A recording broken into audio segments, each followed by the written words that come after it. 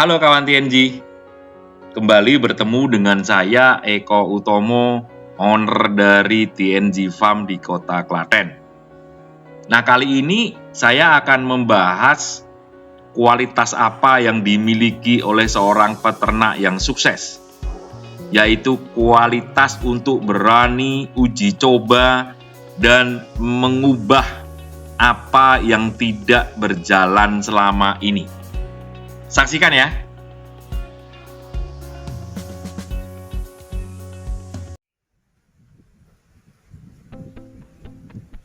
Nah, ini adalah kebun 3 yang sedang Anda saksikan. Kami namakan kebun 3. Kebun 3 ini adalah salah satu kebun yang pertama kami sewa. Luasnya ada 2000 meter persegi. Pada saat saya sewa, kebetulan pada saat itu ditanami oleh singkong. Seperti yang Anda ketahui bahwa daun singkong dan umbi singkong itu juga sangat baik untuk menjadi pakan dari ternak kambing domba kita.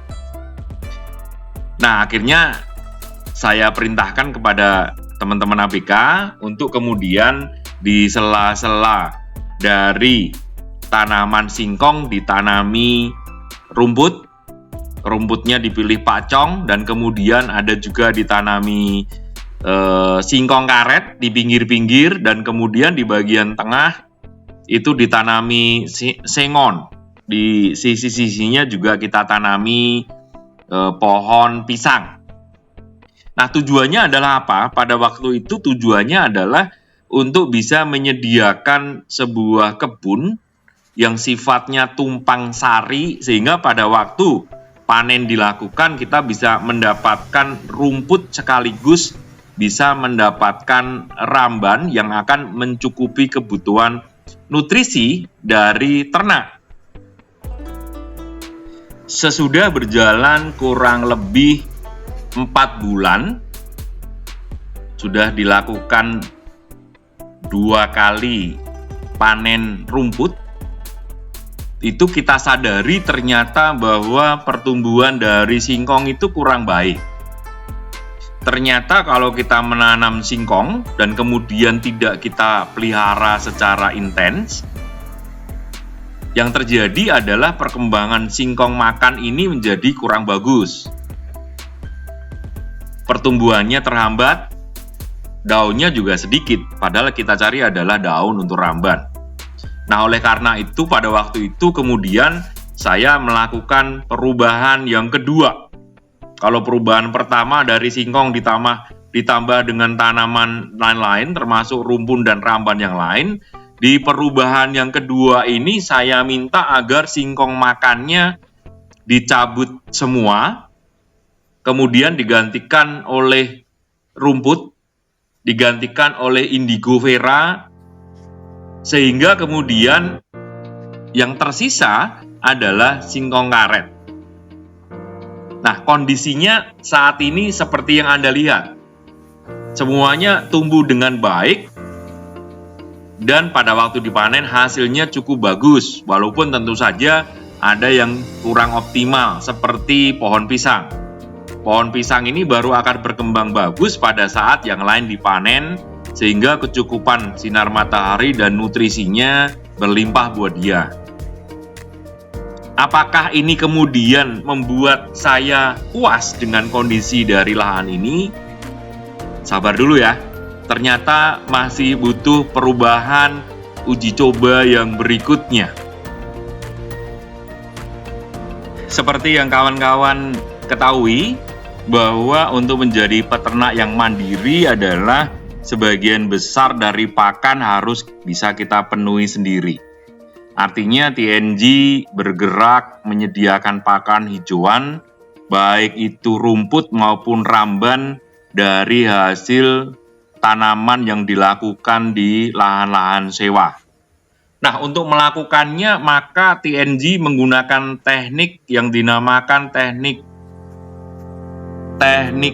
panen melingkar. Teknik panen melingkar ini menyatakan bahwa setiap kali panen, baik itu rumput maupun ramban, itu ada durasi waktu kurang lebih 2 bulan. Dilakukan dari lahan ke lahan. Misalnya di minggu pertama itu dari lahan pertama, minggu kedua lahan kedua, dan seterusnya, sehingga kemudian terjadi proses yang melingkar. Itu dilakukan baik untuk rumput dan juga untuk ramban. Nah, sesudah TNG berjalan selama 1,5 tahun ini, ternyata TNG sudah mampu melakukan atau mampu mencapai yang dinamakan swasembada pakan rumput. Karena apa? Bahwa panen yang dilakukan dari lahan-lahan yang dimiliki oleh TNG mampu mencukupi semua kebutuhan dari hijauan rumput, baik untuk domba maupun untuk kambing. Bahkan kondisinya menjadi berlebih, oversupply. Taunya dari mana kalau oversupply? Karena panennya menjadi molor, bukannya 8 minggu bahkan sampai dengan 12 minggu. Karena dengan panen 8 minggu itu adalah kondisi yang optimal, 6-8 minggu. Sedangkan panen lebih dari itu artinya kondisinya malah menjadi kurang baik karena gizinya turun. Nah, yang terjadi adalah bahwa kondisi suplai atau pasokan rambannya itu belum terpenuhi. Kenapa tidak terpenuhi?